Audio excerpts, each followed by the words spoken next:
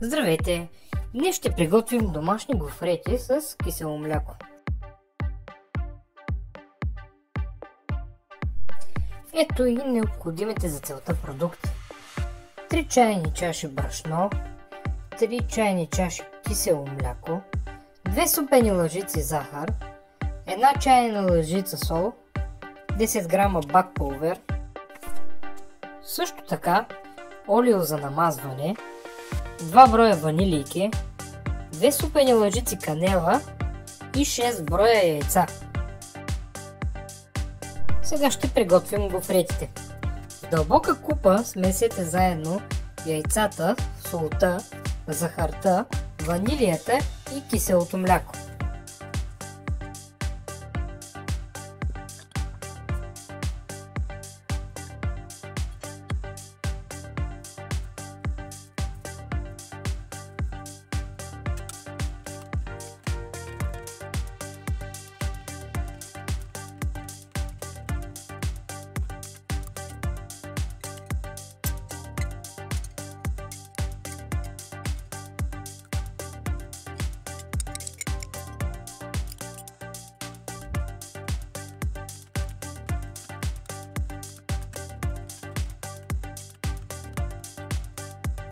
Смесете всички сухи съставки в друга купа.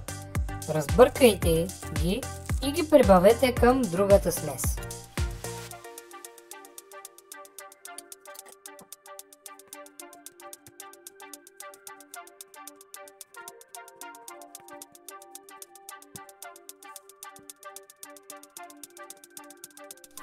Разбъркайте всичко добре.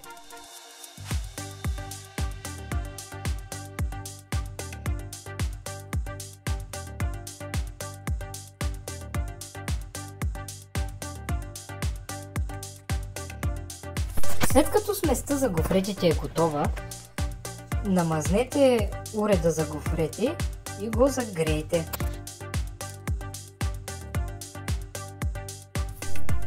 Изпечете пухкавите гофрети.